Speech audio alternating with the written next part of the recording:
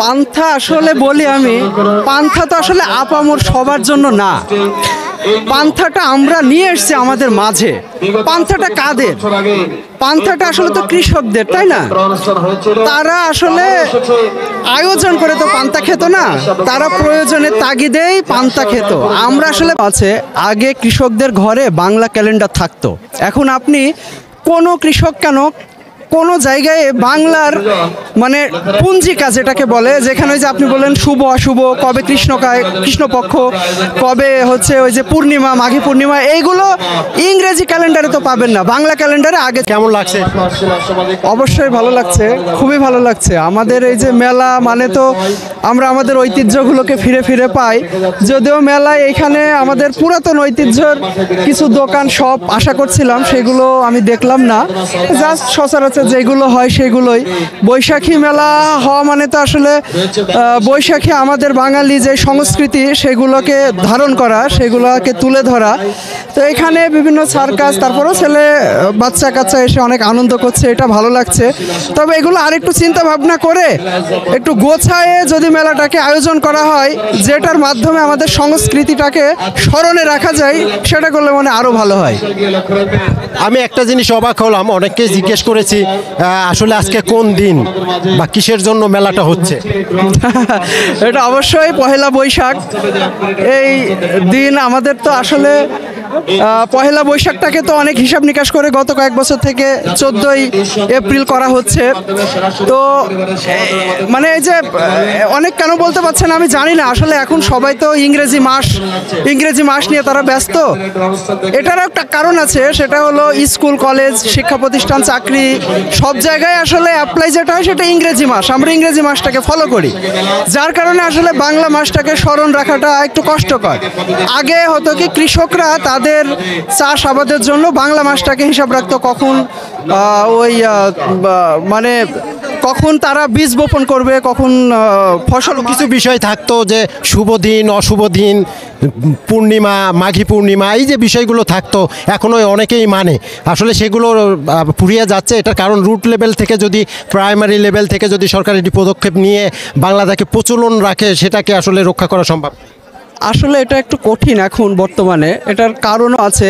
আগে কৃষকদের ঘরে বাংলা ক্যালেন্ডার থাকতো।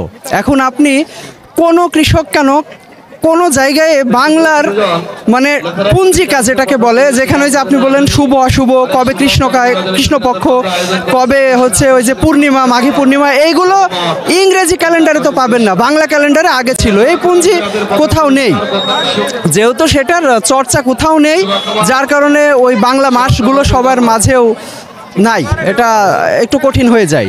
যারা ইচ্ছাকৃতভাবে চর্চা করছে তাদের ভিতরে আছে। অনেকদিন পরে আমলাতে মেলা হচ্ছে।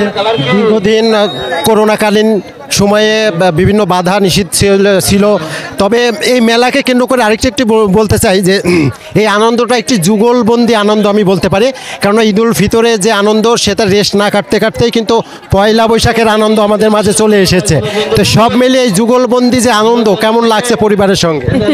অবশ্যই খুব ভালো লাগছে। এবার তো ছুটির পরিমাণ একটু বেশি ছিল, পরিবারকে সময় দেওয়া গেছে। আজকে শেষ দিন ছুটির, তো সেই দিনে ওদেরকে নিয়ে এসেছি বাইরে, ভালো লাগছে। তাছাড়া আপনি মাঠের দিকে তাকালেই বুঝেন, মানুষ আসলে সবসময় আনন্দ খুঁজে, তো একটু সুযোগ পেলেই সেখানে আনন্দ করে। এখানে দেখেন একটা বাঁধ ভাঙা আনন্দ, সবাই চলে এসেছে বন্ধু বান্ধব ফ্যামিলি পরিবার নিয়ে, এটা খুবই ভালো। পান্থাটাকে টেনে নিয়ে এসছে আমাদের মাঝে সংস্কৃতি করার জন্য। ইদানিং সবাই বলছে একটা কথা যে আসলে ওই যে মেলাটা আসলে তাদের কাছে ফিরে যায়, তো সেটা জোর করে তো আসলে সংস্কৃতি ধরে রাখা যায় না। এটা একটু ওইরকম হয়ে গেছে যে জোর করে ধরে রাখার মতো। যাদের পান্তা সচরাচর খাচ্ছে তারা প্রত্যেক দিনই খায়, একদিন খায় না শুধু। এটা আমি এটাই শুনতে চাচ্ছিলাম, আমরা আসলে জোর করে কিছু বিষয় সংস্কৃতির ভিতরে ইনভলভ করতে চাই। এটা যাদের জন্য কৃষক প্রয়োজনের তাগিদে খেত, সেটাকে আমরা কি একটা কালচার হিসাবে নিয়ে আসার চেষ্টা করছি মাত্র, সেটাই বলতে পারি। এটা হয়ে যায়, কালচার প্রতিষ্ঠিত হয়ে যায়, আচরণ করে এটা এখন প্রতিষ্ঠিত হয়ে যাচ্ছে। আগামী 10 বছর 12 বছর পর হয়তো আরও প্রতিষ্ঠিত হয়ে যাবে।